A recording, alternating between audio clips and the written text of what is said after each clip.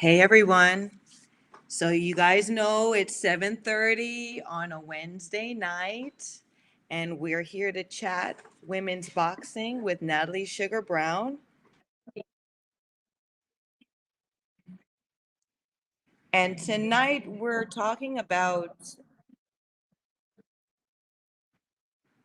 tonight we'll be speaking about women's boxing champions. And I know everyone's tuning in because they think I'm going to call names and name names and pound for pound list and all of those great women that have participated, but we're going to talk about the people who those women have stood on their shoulders. Meaning, we're going to be talking about, well, and not specifically by name. Um, I'll mention, Sugar's got to give a little bit of her own personal experience, but I want to shine the light on the coaches, want to shine the light on the people who have got together and made the tournaments and the platform for those talented women, us, the boxers, the fighters, uh, made those platforms and gave us opportunities to show our hard work. So, starting off for me, my first tournament was the women's National Golden Gloves in Augusta, Georgia.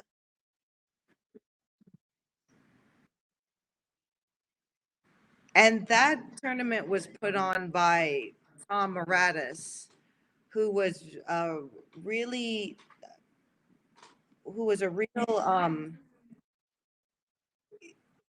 he was a real trailblazer in himself and took interest in women's boxing. I think he was actually married to Denise Moratis, who was a good fighter at the time. Was out of New York, and she was a New York Golden Gloves champion. So it was something that all of us look forward to back in 1997. So it started there for me. Um, but I mean, we see these young ladies now, and we have our favorites, and I just want tonight's show to talk about those who actually have platforms now, like over in California, the beautiful brawler, all female or all girls boxing tournament by I think her name is Blanca Gure. uh, you guys know I always jam up last names, but uh, Blanca Gutierrez. Um, and she was actually an amateur fighter around the time that I was boxing. She was really good. Um, so instead of turning pro, she became one of those who allowed or who allowing young ladies now to stand on her shoulders and go on into having the experience that they need and focus to uh, go into international competition. I'm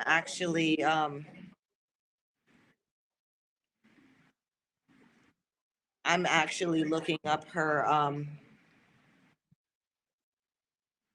tournament now. So it's beautiful brawlers.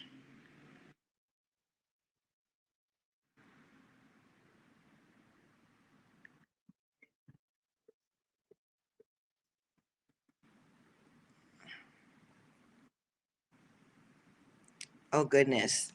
And you'll see beautiful ballers, but no, it's beautiful brawlers. So let's look that up now.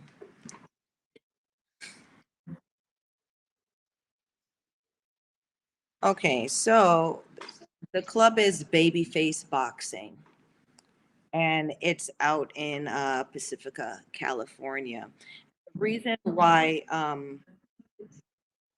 I brought this up is because this is my firsthand knowledge, aside from my experience with Mr. Maratis, because the question arises in any boxing conversation or any conversation that you would have, especially with a developing industry such as ours. The question is, um, what is more important, the flower or the soil that the flower grows from? And so um, that is the that is the theme of the conversation tonight, because as much as we celebrate the fighters, like I said before, it takes so much. Oh goodness. Hi there, Vinny. Who was your favorite female champion? Okay, I'll say this. I have a couple. My favorite female champion is or was Frida Gibbs, and Eva, Eva Jones, Eva Black Magic Jones, they called her. And it was Frida Cheetah Gibbs. And goodness, Lady Tiger Tramar, who actually was one of the first women to ever get a boxing license.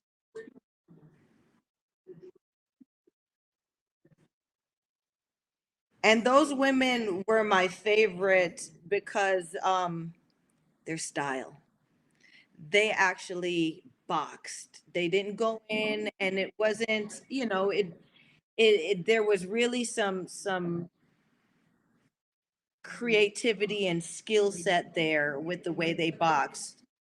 Yes, Christy Martin was around, and Christy Martin was a good fighter, but those women had a finesse, and they had a generalship in that ring that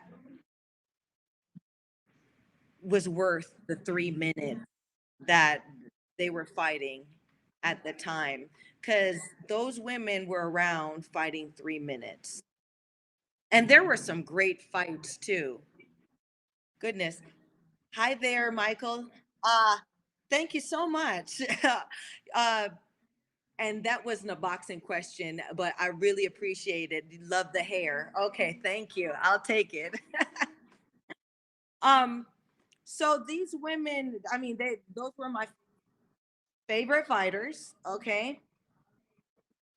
And at the with those ladies, like I said, they were great fighters, but I want to, there had to be some good trainers behind these women fighters. And I want to, I want to shine the light on them for this episode, because to be honest, those are women's boxing champions. Those are champions. Um, my coach, Johnny Gant, my coach, Sergey uh, Lee Tolk, I think his last name is. I'm so bad with these names. Please forgive me, audience. And he's actually out of Ukraine, and he was my coach for my last fight. And I guess I'll give everyone a background story about, you know, my champions in women's boxing, my coaches. So I had one, two, three. I had four coaches that made a real difference in my life. I've trained all over the world, and I've had several experiences in camps and things like that. But the thing about being a female fighter is you have to find the coach that gets you. You have to find the coach that understands who you are and helps you express yourself as a fighter and develop your style.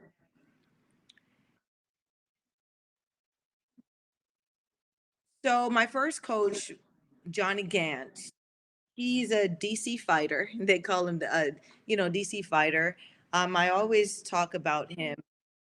He was top three in the world. He his claim or biggest fight was Sugar Ray Leonard in 1979, and he was the gatekeeper for Sugar Ray Leonard to move on into championship fighting. And it's the thing about being a fighter is either you become a fighter and you leave the game totally and find yourself somewhere else, or somehow it pulls you back and you decide to help another fighter and build another champion.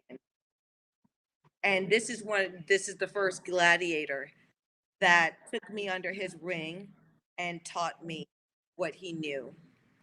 So Johnny's trainer was actually a fighter back in the 1920s.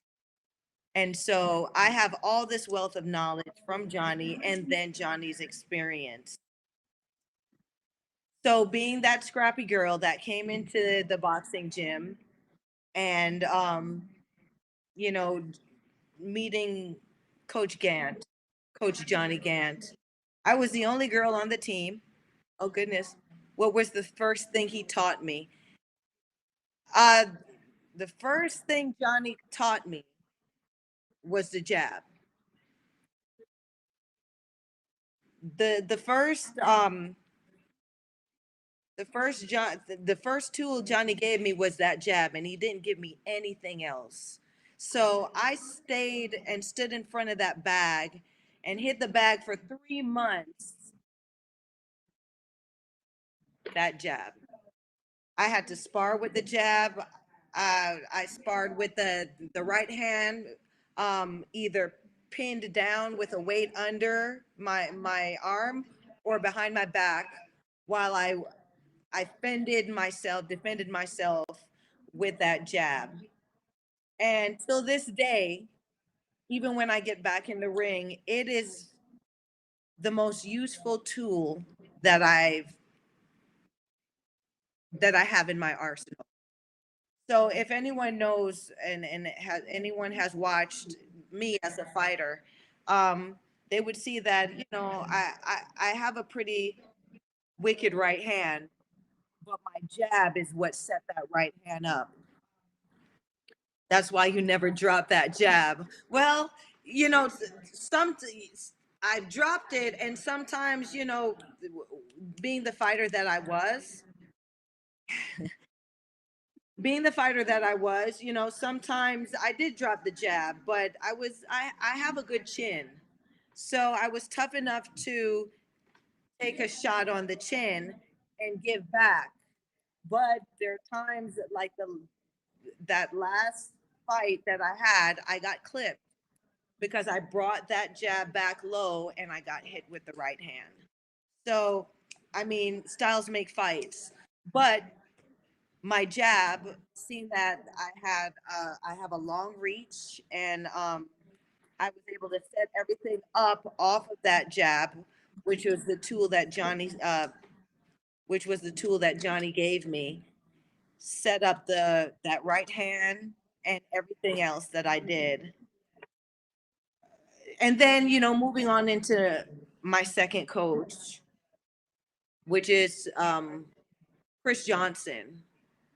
And that that situation there, that's a whole book there, because I was I was actually married to Chris Johnson, and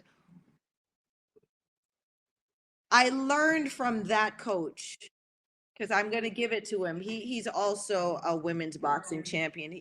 I'm not the only woman that Chris Johnson has trained and has introduced to boxing. Um, and I'd have to say, with Chris Johnson, uh, the championship tool that I learned from him was finesse. He's a 1992 Olympic bronze medalist, and he competed at a high level as a professional. And in coming from the ABCs of amateur boxing, you have to you have to evolve into being a professional. And my first step in evolution was learning how to not go in there and pity pat like an amateur, and throw the 1 2 3 1 2 3 and the redundant combinations that you may see in women's professional boxing now. um, he taught me that now, being a professional fighter, it's much like painting a picture. So you can't go in there, I'm not going to be a Christy Martin. I'm not going to go in there and be a Lucia Riker. you know I have to add my mark to the ring. And so he got me in that way. He got me where I am a very creative person outside of the ring. Inside of the ring now, um I was stuck in the understanding that, okay, as an amateur, this is the way, you have to put things together in order to win. I learned from Chris Johnson now that there's a freedom in the ring as a professional now. Okay? You step in the ring and you start off, it's a story. Round one is a story. Okay? And so you take the audience with you every round of the fight until the end. And you take and give. And the way you take, you take with finesse, and then you give with, you give with weight. So it's more now I'm performing behind what I'm doing, which brought up my value as an entertainer in women's boxing. So I give, he's one of my women's boxing champions. And you look at a fighter like Clarissa Shields. I see that finesse in Clarissa Shields. She goes in there and she shimmies, and she steps and she moves. She's out of Detroit. So a lot of Detroit fighters, they have that finesse.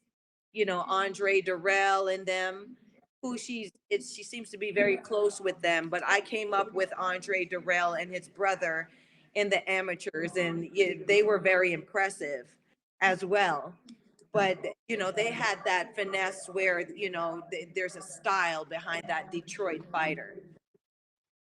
um I look at the other females out there right now. I don't see style or finesse. I see that they're all fighters and they're good, they're fighting well. But I would love for them to now draw more on the entertainment aspect of a fight, because at the end of the day, it is entertainment. Um, so now going into uh, my third coach, and my third coach is my third champion of women's boxing, because these are the guys who developed me. And I think Sugar did pretty well in women's boxing, and became a champion in her own right. So Jerome Coffey uh, was also a boxer who reigned back in, I believe, the 80s. And he was to go to the Olympics actually, but I think it was the Olympics where the the plane went down and the team died. You guys can look into that one. He was supposed to go to that Olympics and it didn't happen. So um he didn't go, and he actually moved. He was out of Tennessee and he turned pro, and he trained fighters out of Vegas. And so he was out there with Uncle Roger and Mike McCullum and a bunch of other. Mike McCullum was a great champion. They called him the body snatcher. And I called his name because I took some of my when I went in to do body work, I took some of Mike McCullum's style and added it to Sugar's. So when I snatched that body, you was gonna feel it. So Jerome Coffey taught me, and I've mentioned earlier, to protect yourself at all times. So he taught me the mentality of being a female fighter, because he was the hard knock one. He's the one that told me, Sugar, this ain't, did this ain't thing ain't for good girls. This thing is not a gentleman's sport or a gentlewoman's sport, right? The climate of what we're fighting against, Sugar, is you got to reach down in yourself and find that despicable part of you that that will win. Meaning that, not it's despicable, meaning not a bad thing, not the negative aspect, even though despicable is a negative word. It's it's the part of you that welcomes the fight. You know, that part of Sugar that says, "Yeah, I did it. Yeah, I said it. And what you going to do about it?" That part of Sugar that starts at the press conference. A lot of these girls now, they'll look at uh you know Muhammad Ali, and they'll look at I really don't even see much personality in the women's fighting right now. The primal part of me. Goodness, Michael, you're in on this. I love it. So, and thanks for chiming in tonight. The primal part of me, yes, that beast, that beast inside of me, that at when you're at round six of a 8 round fight, of a 10 round fight, where you're tired and the opponent is tired too, and you're hurt and the opponent is hurt too. And at that point now, it's now, who's got the longest fangs, who's got the biggest teeth in here, you know. And Jerome taught me that it's okay to get down there. It's okay to reach down deep inside there, and it's okay to not come out on top from that, but to give it everything you have. Jerome Coffey taught me that each fight is not made for you to win, Sugar. Each fight is made for you to make a statement to your opponent, and you're going to make a statement to the audience that they may not give me this win, but you going to remember this fight. You going to remember this ass whipping. You going to remember what went down in this bout. And the thing about it is, Sugar never got a WBC, IBF, none of that stuff. But up to the other day, I have fans that check in with me from Denmark, from Iceland, England, Italy, who's seen Sugar fight, and I am I am their champion because they felt me. They saw what I did. They felt what I put down, and I thank Jerome Coffee for that. He is my champion of women's boxing, right? And let's see. I don't I don't know the top coaches in women's boxing. They don't really shine a light on the coaches. They shine a light on the ladies, and like I said, you don't see much of the personality of each fighter. You just see a girl, and she's looking good on the poster, or you'll see her smiling somewhere. You don't really see what the heart and soul of her is about. Except for, I'll bring it back to Clarissa Shields. Clarissa Shields, you know her story. You know that she's a young girl who grew up in the trenches, who grew up, she is a flower that bloomed from that dirt, right? She grew up in Detroit, Michigan, drinking dirty water. And she worked hard, and she ran, and she did everything that she needed to do to become a two-time Olympic champion, and now an undisputed champion. So, like I said before, what is important, the dirt or the flower that blooms from the dirt? She's the flower. But let's remember, or let's look into the dirt that she grew from, the trainers, the coaches, the people who encouraged her as a little girl and told her, you know what, you can be champion, and we believe in you. So that is, that's the story, or that's the angle, from my third coach.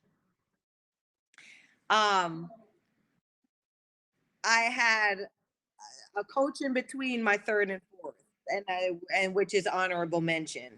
And I would he's a Japanese coach, my Japanese coach, and Coach Yugi, and he's the one that taught me, going and training with my coach, and training in an environment where you don't even speak the same language as your coach. It's difficult, where there's a frustration on their part, and then frustration on your part, because a plan has to come together with a fighter and a coach for success to happen. So my little stint with Coach Yugi, um I come in with my razzle dazzle, and I was very mature at the time. So I came in thinking that I was a know-it-all. And Coach Yugi came in my life at the time when the calls weren't coming in, and I thought a change of scenery would give me an opportunity to get back some kind of action. And so I remember one specific time that I was training with Coach Yugi in the gym, and he gave me a command, because he's to be in my corner. And I turned around and I said, "Don't you see I'm trying? I'm trying to understand you. I'm trying to do this at the same time." And Coach Yugi goes, "Try, try, don't try, must do." And he screamed that like in my face in front of everybody. And he didn't really speak English, but when he did that, it the light came on to where it's like I needed to step outside of my own way, because at this point, you know, you can't know so much that there's nothing much you can more that you can learn. And as a fighter and in life, you can learn from anybody and anything. You just have to be humble enough to open your mind to a different perspective and a different approach to uh, sometimes the same problem, just have different solutions to the same problem that, yeah, you may be fighting with in your life. So Coach Yugi taught me to get out of my own way and step outside of myself. And just like learning another language, there's a part in a fighter's evolution where you are learning who you are or reinventing yourself and who you, learning the process all over again. And so my Coach Yugi, honorable mention, was one of my women's boxing champions. And looking at the climate out right now, I would love for you guys to look at look at how the women are fighting. Look at look at what the style is right now. Everyone pretty much has a straightforward style. I would love for now a coach like you, Coach Yugi, to come in now and freak the performance, freak the way that things are done. You know, Coach Yugi taught me, when you fall, you know, or if you fall, fall a certain way. He was very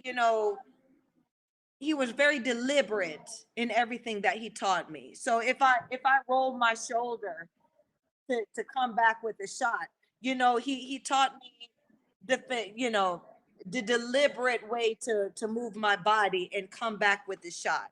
He taught me a more deliberate way to slip. Taught me how to how to own my style and to have that signature brand. And sometimes, like even now, I see some little youngins out there where I watched a sparring match the other day that was posted online, and the young lady did a move, did one of Sugar's rock back moves, and I said, you know what? I know who she's been watching. Not to toot my own horn, but it felt good to know that, just like I watched Frida Gibbs, Eva Young, um, Mauricia Shaw. Uh, I mean, these are actual women's champions, but these women were trained by gladiators. People who taught them and stood on allowed them to stand on their shoulders and express themselves in the ring. They showed up every day with these women at the boxing gym. They were devoted. They deserve they deserve some of this championship clout too. They were in it when there wasn't anything in it to get. These are women's boxing champions. Um, the people who Arnie Tokyo Rosenthal, he was a actual specific women's boxing promoter, and he came out with a series called A Ring of Their Own, and many notable female fighters fought on that card. And Arnie, he's a musician by trade, but he took such an interest in helping women's boxing as a sport grow and giving us a platform that he raised the money and promoted and marketed something where we can exhibit ourselves and we who the champions were at the time. So going into my last coach, my and connecting him, and I have to say I have to say his name correctly because this one is near and dear to my heart. Um, so it's Sergey Litok, okay, and Sergey Litok, he is, I would say, right now he's the best trainer in Canada. He's located in Canada right now. He has the technology. He knows about the nutrition. He introduced me to the Ukrainian approach to boxing. And I would say now's the time for Ukrainian fighters. They have Lomachenko, Yusek. They have a lot of guys coming up from there. And funny enough, Coach Sergey was a part of both fighters' camps. So I was able to be exposed to that that type of education. He is the first trainer that actually hooked me up to a machine, just like on Rocky, and measured my punching power. And he developed and he has it. Anyone find him? This is a part of boxing in general, but he used me, I guess, as an example of how great this machine is. He developed a boxing punching bag that measures uh, the pounds per the the forcible the force of your punch by pounds. And he actually measured my right hand, um, that I could punch. My right hand punches 320 pounds of force in my punch. So, I mean, at the time when I was training with him, we built up to that. And, you know, uh, he has he has his program and his training method, but he taught me how important it is to evolve technically. You got to do your homework. It's not about just running 5 miles. It's not just about shadow boxing every day. It's not just about sparring. It's not just about that. A champion has to do what the others aren't doing. And this is inside the ring and outside the ring. Okay. If you want to do anything and stand out in life, you know, okay, everyone's throwing the jab, everyone's throwing the right hand, everyone's throwing the hook. You got to find a way to freak it, like Coach Yugi taught me, but you got to also find a way to put a stamp behind what you do. And so Coach Sergey, he added that Ukrainian education. He actually, I don't think people know about it, but you can actually, he has a university master's degree in pugilism, in boxing. So he learned everything it took in a formal um in a formal educational environment to make a champion. And this is how, like, this is how high it gets. This is how this is the height of the knowledge that's out here. So when you just walk into a boxing gym and you find a guy who, like I said before, wakes up one day and buys hand pads and says, "Oh, I'm a boxer, I'm a boxing coach." Just know that there are coaches out there that have actual master's degrees, who have studied years, up to 8 years, about pugilism and about body mechanics and about, you know, anatomy and all of these things that scientifically breaks down a human being. It's important for you to know this. It's important for you to know what this person who's training you is going to add to you, right? Because, you know, that's generally speaking. But, tonight's talk is a light talk, okay? And tonight's talk is just chatting about not the fighters. I won't call any names, right? But talking about the idea of knowing that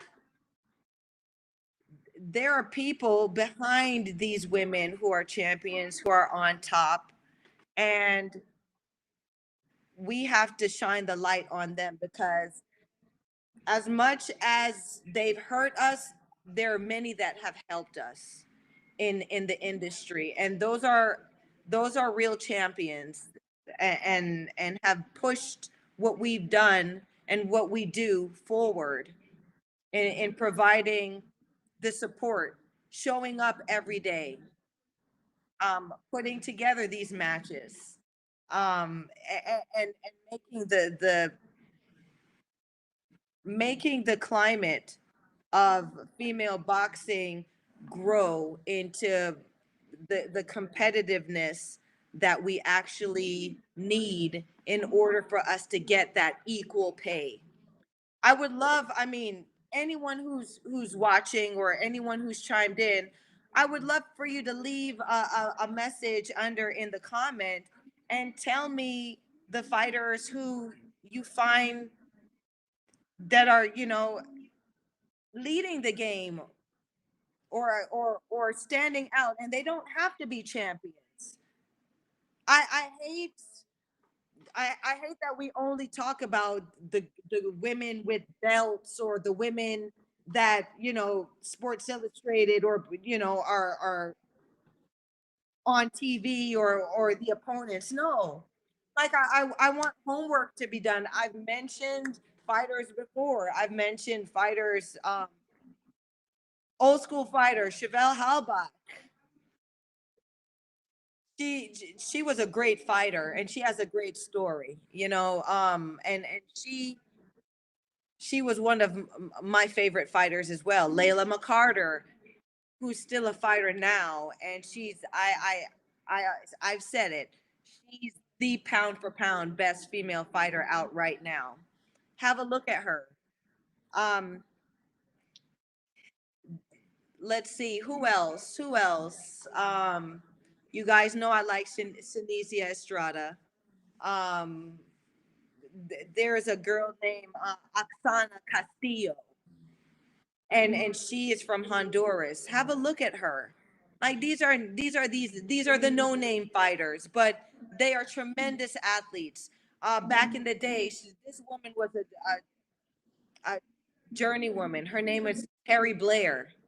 You know, she was so tough, and she faced everybody from 100, I think 120 pounds, right on up to 165 pounds.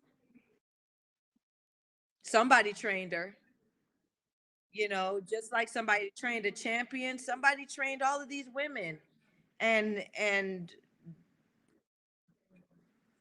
those are the champions, because if it wasn't for these guys, you wouldn't have a Sugar.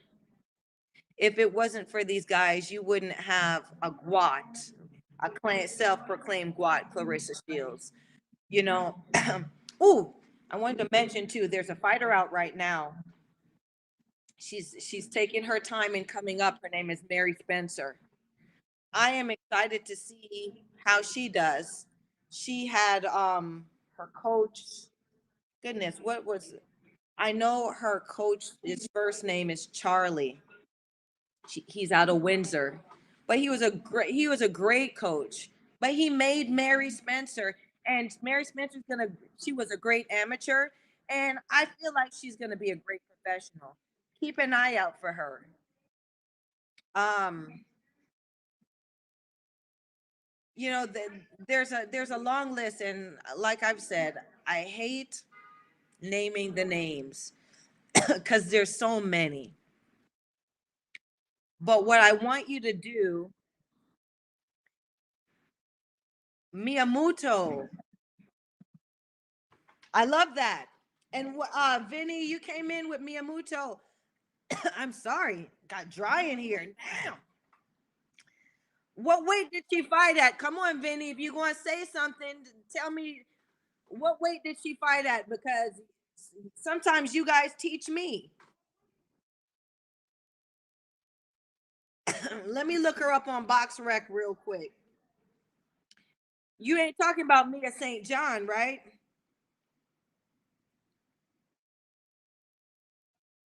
Let me look her up on BoxRec real quick, because you listen, y'all ain't gonna give me halfway information on here. I still love you.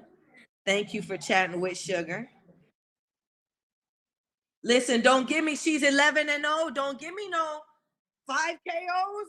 That still don't impress me. Come on now. You've been watching all the Natalie Sugar Brown shows, all the Sugar shows. I don't believe in no 11-0 because they patting them out here. And I don't believe in no 5 KOs unless you knocking them out like Sugar did. I'm sorry. Look at my punch record. Look at my knockout ratio, and those were real knockouts. I mean, she looked like she's doing all right. She's out of New Zealand. Okay, okay. So tell me now. Well, I'm supposed to be who. Tell me who she knocked out. Put that on the table. Give me a name that she knocked out. Who? Give me a who that she knocked out.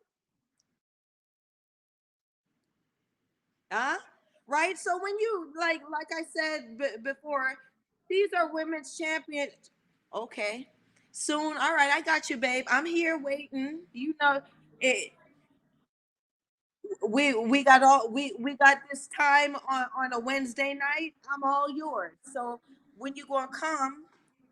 When you gonna come? Or when you wait a minute, don't tell me she will have names.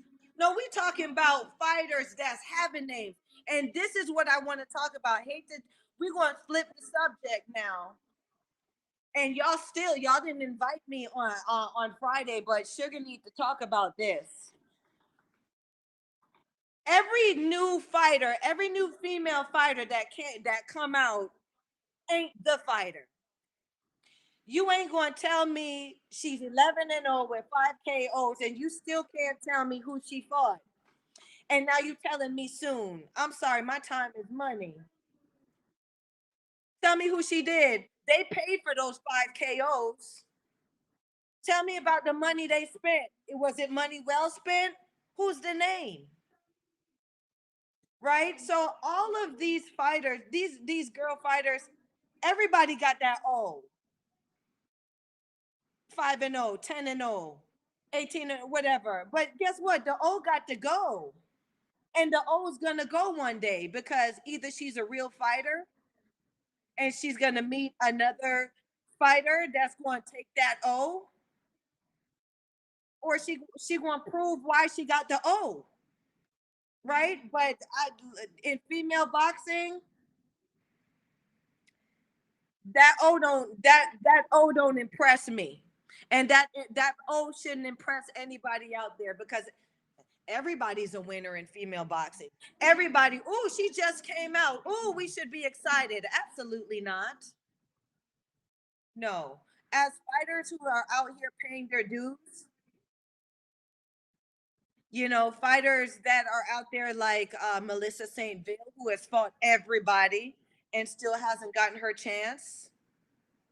Oh, Miss Scott, you said, why do you say that they're not real KOs? Because I want you to fight. I want you to watch Sugar's other. I want you to watch Sugar's other episodes. They're not real KOs because they're not fighting other tigers. They're fighting women who have less experience. They're fighting women who are built, or who their managers and their matchmakers have found to KO. Right? Ted, that's why I asked, give me a name. Because if she's knocking people out, look at Sugar's record, right? Sugar knocked out Kelly Kofor in her what? I think fourth or fifth fight, and Kelly Kofor was the champion. Well, I didn't knock her out, but I dropped her. I didn't knock out Kelly Kofor. I dropped her. Okay. But like I was putting champions down, right? That's why they left me alone. Right? My last fight against Jessica Camara, I knocked that girl out. I knocked out Jessica Camara. And she's a name. Okay. And a lot of these champions, a lot of these people that everyone wants excitement about ain't busted a grape. And this is women's boxing.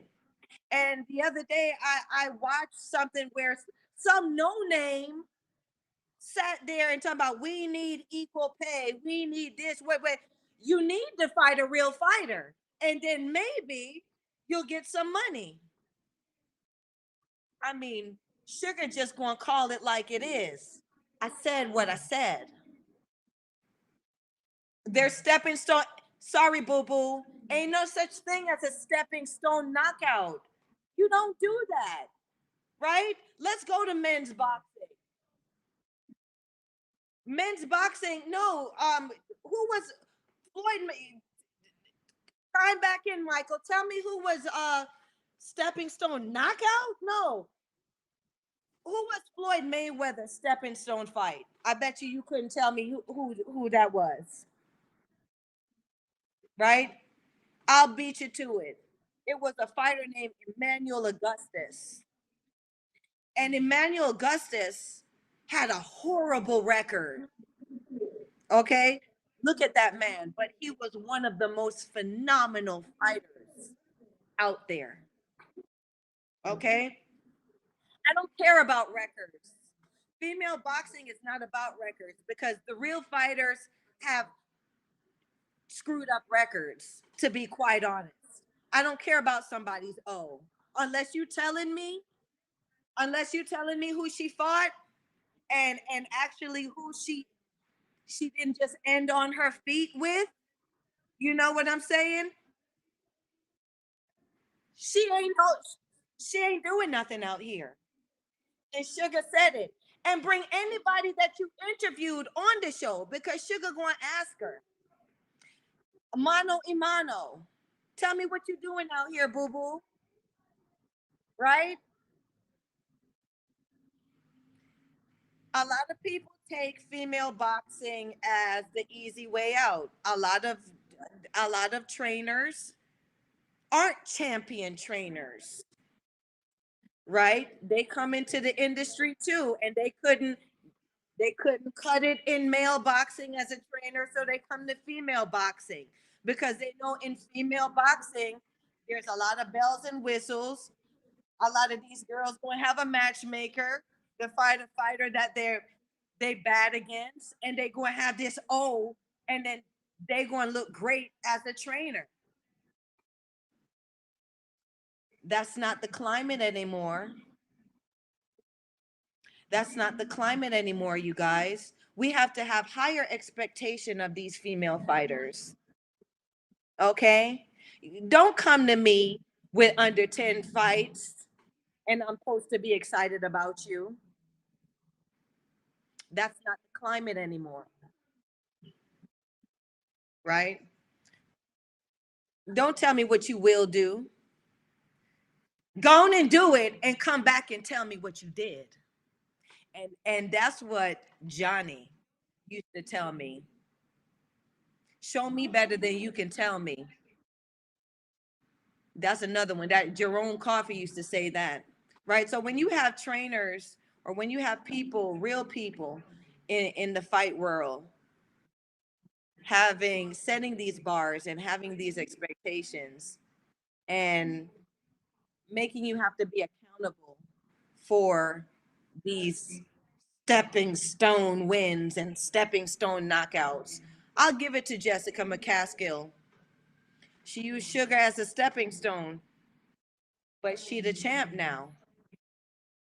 She ain't stepping stone me, and she could say I beat Sugar, I beat Cecilia Breakhouse, I did all of this stuff too, right? And I give her flowers for that, right? Katie Taylor, she's got several decisions. She's pity pat her way, and I have to say pity pat because Katie Taylor ain't busting a grape neither against real fighters now. But I'm not on here. Y'all don't think that it's not Sugar's not hating on here, right? Sugar's telling me why. I mean, Sugar's telling y'all why we have to step up in order to get equal pay. You want equal pay? Tell me, tell me who you tell me who you got these 5 KOs against if you want equal pay, right? Right? Tito Trinidad the Great, Sugar Ray Leonard, they got KOs, but they got KOs over some baddies. They got KOs over some valuable fighters. You can't pick fighters who don't really have much value, KOing them, and then turn around talking about what you will do, but you want my money now. You want my equal pay money now. No. I'm not going to pay I'm not going to pay the same amount of money to watch Clarissa Shields as I would Terrence Crawford. And they're both champions. I'm not doing that. And I love Clarissa Shields, and she's a wonderful champion. But Terrence Crawford is going in there and he's fighting lions. Okay. Yeah, I ain't going to give I ain't going to give and I'm about to wrap it up. I ain't going to give Katie Taylor my money that I done worked, and she ain't dropping nobody, and she surviving to the end of a 2-minute round. I'm sorry, y'all. I want to see women getting slumped. I want to see that, right? I want to see, I want to see that. Yeah, that's the savagery of our sport, and that's what we signed up for. And that's why we should be taken seriously, but we're not, because we have a lot of these paper tigers that's fighting airbags, and no one sees the value in it. When we start fighting other lionesses, when we start, you know, when we start calling out the monsters and slaying the monsters, then we'll get the money. So thanks for chatting. I love everyone that came in. We had a party tonight, didn't we? I love this. And you guys chime in again next Wednesday at 7:30 p.m. Light, like, subscribe, okay? And share and come talk to Sugar. I'm looking forward to the next chat. And you know what? I'm going to start announcing the topic sooner. But tonight, I'm going to be honest. Sugar just freestyled because, you know, I want to keep it light. I want you guys to understand that this is a conversation, and on Talk Fight, we keeping it Talk Fight. And I'm not on here to make friends. I have enough friends in fighting. And there's yeah, we're talking about the business of boxing, and the business of boxing ain't nice all the time, right? But you always got Sugar, and Sugar will always tell you straight, and we'll always be here to talk about the sweet science that the ladies give to the boxing world. So I'll see you next Wednesday